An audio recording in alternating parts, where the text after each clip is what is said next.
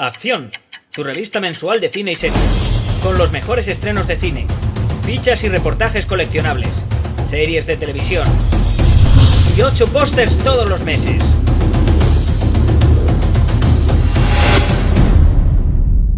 Búscala en tu kiosco. Muy buenas amigos y seguidores del canal de Acción Cine, un día más, una nueva videocrítica, en este caso un vídeo que nos habéis pedido bastante, que habéis sido vosotros quienes nos habéis dicho que queríais ver esto, porque es el vídeo de la serie Chernobyl, que no hemos publicado antes, pues entre otras cosas porque queremos también que leáis el artículo que le hemos dedicado en la revista de este mes, con la portada del Rey León, que acaba hace nada de salir a la venta, lleva un par de semanas. Y ahora que lo pienso, en nada cambiamos por una nueva. Es increíble la velocidad a la que va el tiempo. Y tenéis el artículo, que no voy a decir si es bueno o malo, porque lo he escrito yo y creo que eso lo debéis juzgar vosotros. Pero sí os voy a decir que está hecho con bastante cariño, como todo lo que hacemos en esta revista. Así que lo tenéis en la web, o sea, tenéis el vídeo tenéis el artículo en la revista y eso nos permite hablar hoy de Chernobyl, de esta miniserie de HBO que se ha convertido en uno de los boom del año, valorada en IMDb como una de las mejores series de todos los tiempos, lo cual ha sorprendido muchísimo, valorada por el público, evidentemente. Creo que seguía en el primer puesto de valoración por el público, aunque muchos se quejaban de que, bueno, de que estaba en la categoría de series cuando es una miniserie, pero IMDb no hace esas distinciones, hace tele y cine. En este caso, pues las tiene identificada como televisión y ahí la coloca, porque, por ejemplo, tiene también documentales de televisión y otras miniseries como Hermanos de Sangre que están de lo más arriba, y luego ya empiezan a aparecer también pues series como Los Soprano, Breaking Bad, El Ala Oeste, The Wire, cosas de ese estilo. Chernobyl ha sido una sorpresa por muchos motivos. A mí el primero de ellos es que el guionista, el creador de la serie es Craig Mazin, que es un guionista de comedia, pero no de cualquier tipo de comedia, es un guionista de comedia. No estamos hablando de screwball comedy ni de comedia ácida e inteligente, estamos hablando de spoof, de lo que ha sido siempre la sátira y la parodia de títulos conocidos. En este caso, este buen hombre estuvo en la saga Scary Movie. De hecho, es el guionista de mi película favorita de Scary Movie, que es la 3, que me parece la más bestia y la más animal de todas.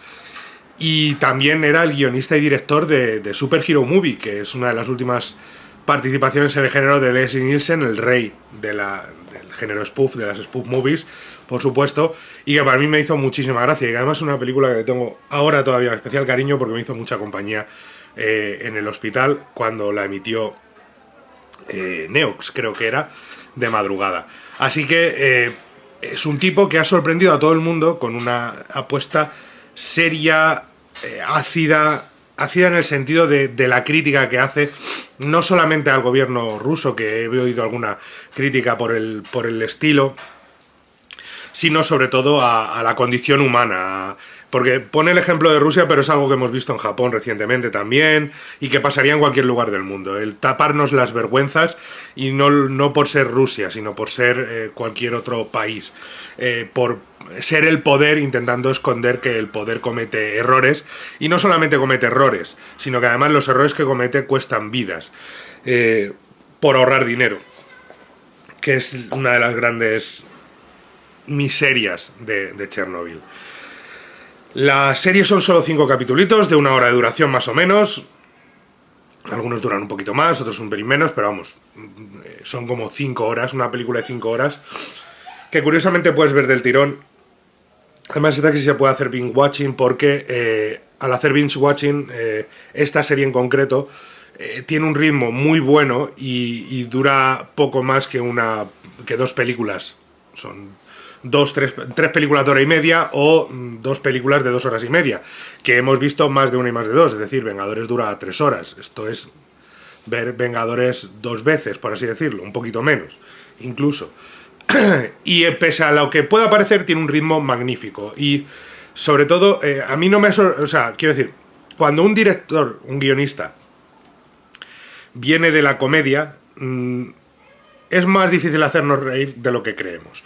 Y la prueba está aquí. O sea, es el salto de venir de la comedia y meterse en el drama es más sencillo, y entiendan esto con muchísimas comillas, o las españolas, las que prefieran, es mucho más sencillo que el cambio a la inversa. ¿Por qué? Porque hacer reír es complicadísimo y requiere un talento brutal, y tanto para actores como para guionistas, directores, con lo cual hacer que una persona se emocione con esta serie o hacer drama serio, pues esa vuelta al drama o ese camino, ese cambio de registro al drama es más sencillo dentro de su enorme dificultad que a la inversa.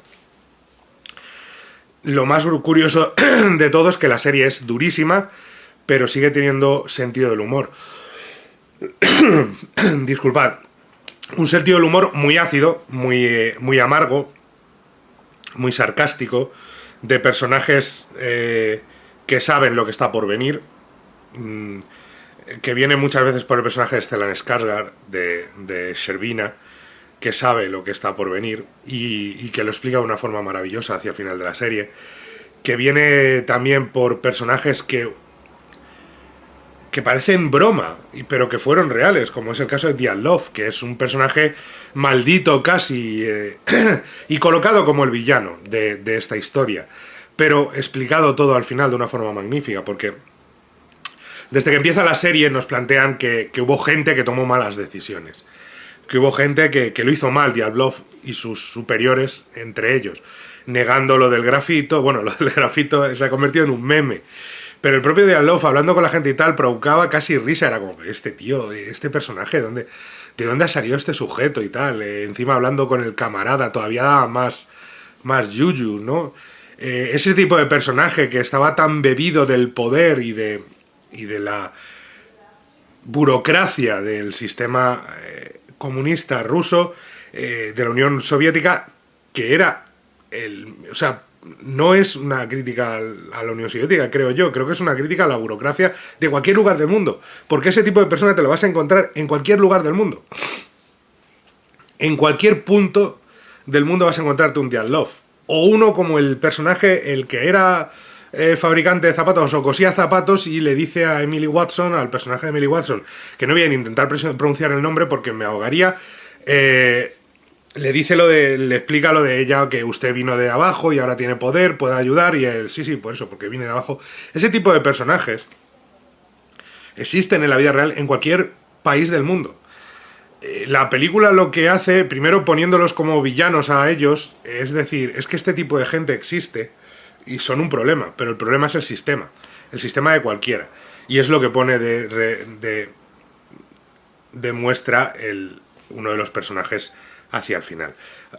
Voy a decirlo aquí para que no haya confusiones, aunque me cuesta mucho tener que explicar que Chernóbil es un hecho histórico de nuestra historia reciente. No han pasado 600 años, han pasado 30 años apenas. Es un hecho que todos conocemos lo que pasó en Chernóbil, o deberíamos conocer lo que pasó en Chernóbil, salvo que hayamos estado metidos debajo una piedra, y no sé hasta qué punto una cosa es un spoiler, porque es un hecho histórico. Es como si me dicen, el Titanic se hunde en Titanic, y dices tú, ¡joder, qué spoiler! Y dices tú, hombre, macho, el Titanic se hundió en la vida real. Segunda Guerra Mundial murió gente. Sorpresa, spoiler. Hay una guerra y muere gente. Pues aquí es lo mismo. Entonces, aún así, voy a avisarlo que a partir de aquí vamos a hablar con spoilers de la serie, analizando un poquito todo el trasfondo de lo que nos están contando. O sea que, por favor, tengan cuidado. Yo no he leído el libro en el que se inspiró la serie, que todo el mundo recomienda, aunque dicen que es muy técnico y muy seco, pero por ejemplo mi novia me lo recomienda continuamente, y si tengo tiempo me gustaría echarle un ojo, pero no he podido leerlo todavía, solamente he visto la serie. En este caso creo que la serie no es necesaria con el libro, porque la serie está inspirada, no está ni siquiera basada. De hecho, se toma una gran licencia, que es el personaje de Emily Watson, que te lo explican y todo. Pero aquí, spoilers, ¿vale? Voy a hablar de datos concretos de la serie. Lo dicho, desde el primer minuto nos plantean a Diatlov y a sus superiores como villanos, y de hecho en el juicio al final son los villanos, son los tres villanos. Y sí es cierto que es gente que vemos que intentaron esconder debajo del felpudo, aquí no ha pasado nada, y estaban matando a personas. Y sin embargo, luego al final, el magnífico personaje de Jared Harris, que la serie se abre con su suicidio, aunque en la vida real fue, por lo que me han contado, fue un suicidio menos poético, no se ahorcó. Pero la serie se abre con su suicidio y es ese propio personaje el que luego nos cuenta y nos dice, vale, estos tíos, y lo recalca muchísimo, estos tíos la cagaron, esta gente la cagó, se equivocó, la lió muchísimo, pero el verdadero problema de fondo es que hemos fallado como Estado y hemos conseguido que muera mucha gente porque lo hicimos más barato, todo. Que él dice en el oeste, en Estados Unidos, en Europa, yo estoy convencido de que por mucho que él crea, que el personaje creyese eso, en Europa harían lo mismo, y en Estados Unidos, por abaratar costes. Entonces él te explica los RMKB estos o los reactores cuál era su problema y que por mucho que hubieran intentado pararlo, ese diseño, ese fallo de diseño hubiera provocado igualmente el desastre, una vez iniciado la prueba aquella que no tenía que haberse cometido. Lo bueno de la serie es como ese paso del tiempo. En 5 capítulos pasan un par de años. Entonces sabe dar los saltos temporales adecuados. Y sabe llevarnos a imágenes que se nos quedan como espectador. Por ejemplo, a mí me gusta muchísimo la relación entre Legasov, el personaje de Jared Harris, y Sherbina, el personaje de Stellan Skarsgård. Creo que todo el núcleo de la serie está en la relación de estos dos. Cómo comienza que el propio Legasov tiene miedo de este hombre poderoso, alto, grande, que da órdenes a todo el mundo y que no le importa casi suicidarse de camino a la chimenea. Pase con el helicóptero por ahí, pues, y el otro, si pasas por ahí estamos muertos en 2 minutos, tú verás. Todo eso, me encanta esa relación por cómo va evolucionando y va convirtiéndose en una amistad sincera y sobre todo en un respeto enorme entre ellos dos.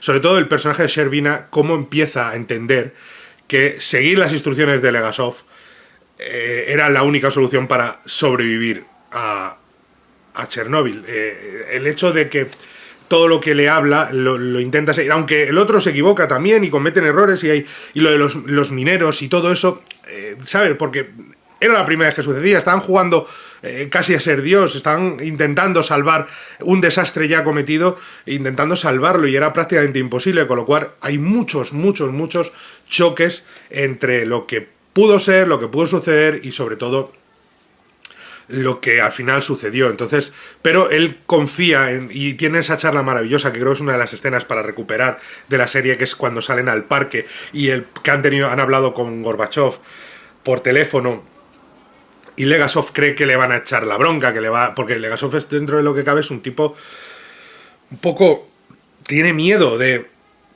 que lo maten, de que lo manden a Siberia, de que lo encierren en prisión. El tío intenta contenerse un poquito, y tiene un poquito de respeto y cada vez pero a veces le dan esos arrebatos de no, esto es...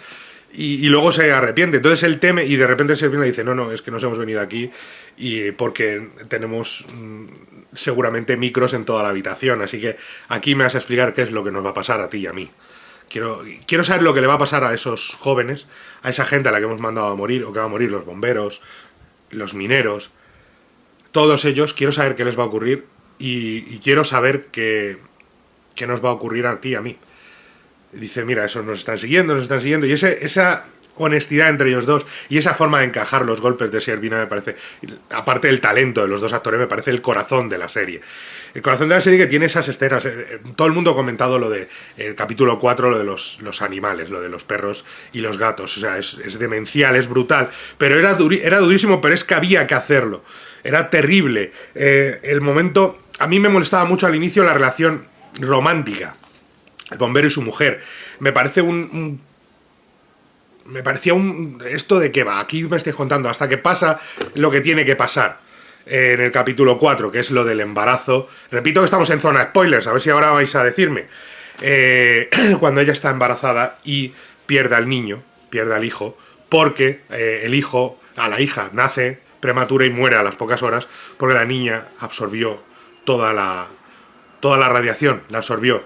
en vez de absorberla, porque la madre tenía que haber muerto, pero la absorbió el niño. Hijos, hay una frase maravillosa de diálogo que dice lo de los hijos sacrificándose por sus padres. No solamente es esa niña que absorbe la radiación, es esos jóvenes bomberos, esos buzos. La historia de los buzos es maravillosa, y luego te enteras de que los buzos, que los dieron por muertos, siguen vivos a día de hoy. O sea, los buzos que fueron los suicidas, los que nadie daba un duro, o sea, tenían que haber muerto enseguida, y resulta que siguen vivos a día de hoy. Es maravilloso lo que desconocíamos y lo que desconocemos a veces de todo. Pero esos 400 mineros que trabajaron, esa escena de los mineros cuando salen con las máscaras, pero pónganse las máscaras, pónganos ventiladores ahí dentro. Y dicen, no, que eso es peor todavía. Y el otro, póngase las máscaras. Dice, sí, claro, ustedes llevan las máscaras, o sea, lo que hay ahí abajo, te puedes poner 18 máscaras que no. 100 de ellos murieron antes de llegar a los 40. Todo ese grupo de personajes que tiene ese punto de heroísmo suicida casi, que creo que solamente se puede ver en Rusia, casi, en la Unión Soviética en aquel momento. Esa gente que lo hacía porque era su deber, sin ningún tipo de... No iban buscando. Fijaos lo diferente que sería esta serie si hubiera estado ambientada en Estados Unidos, por ejemplo. El encumbramiento de la figura del héroe. Aquí el héroe le da igual, es cuando llega el ministro de Industria y les empieza a decir a los mineros tal, no sé qué, y los otros, venga, ahora ya llevas un traje de minero, con la mano en el traje y tal, poniéndole el traje perdido. Ese momento, es decir, estos no son... Van a ser héroes porque van a sacrificarse, porque saben que van casi al matadero, porque no saben lo que les va a pasar ahí. Ya digo, un 25% murió antes de los 40. Lo saben perfectamente. Pero lo hacen igualmente porque es su deber, porque hay que salvar vidas. Es como lo de los buzos o los que fueron el momento de los de que están con el grafito echando paletadas al este y le dicen, bueno, estás el que se queda la pierna enganchada y demás. Es todo tan... Busca un realismo, un naturalismo en el que no busca encumbrar figuras, y así es como lo consigue. Sin pretensiones, con un naturalismo, teniendo en cuenta que es ficción. El personaje de Millie Watson, que es brillante, es ficción. Los heroísmos son ficción, aunque luego al final descubrimos que la muerte de Legasov, el suicidio de Legasov a los 51 años, es lo que provoca que en Rusia se cambien, en la Unión Soviética se cambien todo el tema de la industria de la energía nuclear. Todas las centrales cambien esos reactores y los modifiquen y los reparen para evitar ese fallo masivo. Todo eso, porque la repercusión de la muerte fue enorme. Todo eso está tratado con naturalidad, con un realismo, con esas escenas. Al final hay como 3, 4, 5 minutos de créditos de y pasó esto y esta gente pasó tal, que creo que en este caso es adecuado porque sobre todo termina con una nota de esperanza. Habla de Sherbina, habla de Diatlov y los otros dos que fueron condenados a esto. Diatlov incluso en el juicio, que esto es real. Seguía negándolo cuando todos habían dicho, pero estaba allí, que eras tú el que nos decía, y él, no, yo estaba en el baño. Y es como, pero tío, ¿cómo puedes ser tan desgraciado? Todo esto es real, o sea, pero está contado con visualmente ese tono gris que le da a la fotografía, esa narrativa tranquila, ese cambio de géneros, de thriller casi al principio, a película de terror. Tiene elementos de cine de terror por un tubo. Cada vez que van al hospital, cada vez que visitan un lugar, hay elementos de cine de terror por un tubo. Y uno no sabe cómo enfrentarlo. Y al mismo tiempo tiene esa nota de esperanza final, que es la de le dijeron que no podía ser madre y ahora vive con su hijo. Con lo cual se equivocaban. Es decir, pese a todo, la naturaleza nos da una segunda oportunidad. Y eso creo que es una de las grandezas de la serie y una de las cosas que la han convertido en uno de los éxitos del año. Una sorpresa, porque nadie esperaba que una serie sobre Chernobyl gustara tanto a todo el mundo, pero aquí está, bienvenida sea, y nuestros dieces. Es uno de los grandísimos estrenos del año, una de las mejores miniseries de los últimos tiempos, sin duda, aunque últimamente las miniseries o series limitadas o series de eventos están teniendo una calidad enorme. Y lo dicho, tenéis aquí la revista, le dais al like, os suscribís, nos contéis lo que queráis, y aquí tenéis la revista, que es lo importante, aquí, el papel. Hasta pronto. Acción, tu revista mensual de cine y series, con los mejores estrenos de cine, fichas y reportajes coleccionables, series de televisión y 8 pósters todos los meses.